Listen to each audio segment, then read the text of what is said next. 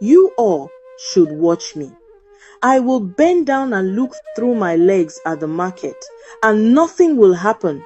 Before anyone could stop her, Chinalu bent and spread her legs apart, and slowly, arrogantly, she looked and something made her freeze.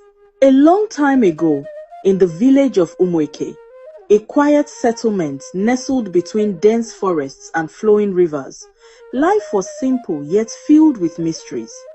The elders, revered for their wisdom, often warned the villagers about many things, but one rule stood above all: do not bend down and look through your legs in the market.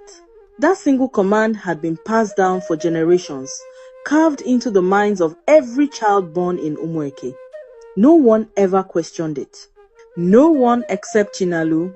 Chinalu was the only child of Ozoemena and Nedi, a couple who had suffered for 5 long years in the shadow of barrenness. Before her, they had endured 6 heartbreaking stillbirths, 6 miscarriages, leaving them hopeless and broken. So when Chinalu was finally conceived, the village celebrated as if the gods themselves had descended upon Umueke with a blessing. Drums echoed through the night. Wine flowed like water. The elders declared that the gods had smiled upon the family. Because of this miracle, Ozoemena and Nedi pampered their daughter beyond measure. They feared even raising their voice at her, afraid the gods might take her back. But love, when blinded by fear, can grow into something dangerous. As the years passed, Chinalu grew into a proud and arrogant young woman. She refused to listen to anyone. She mocked the elders, laughed at the customs, and sneered at those who tried to correct her. The villagers whispered behind her back, saying she was cursed, that a child born after so much grief should be raised with caution, not indulgence. But her parents, they only smiled and said, "She is just a child. When she grows up, she will change."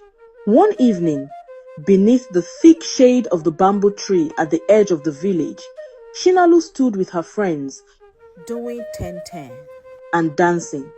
As the evening wind rustled the leaves, the girls began their usual talk about spirits, taboos, and the strange rules the elders made them obey. Someone mentioned the market rule, and the group fell silent. Nena, the oldest among them, whispered, "My mother said, if you ever bend down and look through your legs in the market, you will see what humans are not meant to see." Another girl shuddered, adding, "They say people who tried it never came back the same." Chinalu leaned back, smirking. She kicked a small stone and said, "Is that all it takes to scare you people?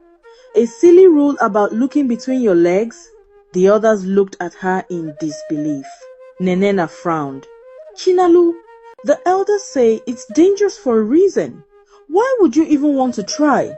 But Chinalu only laughed, the sound sharp and mocking. "The elders just want to keep us in line. They create fear to make us obey. Tomorrow, I will go to the market and prove that this so-called curse is nothing but an old woman's tale." Her friends shifted uneasily, exchanging worried glances. Chisom, the youngest, spoke up in a trembling voice. "Don't do it, Chinalu. What if something bad happens?" Chinalu's grin grew wider. "Something bad?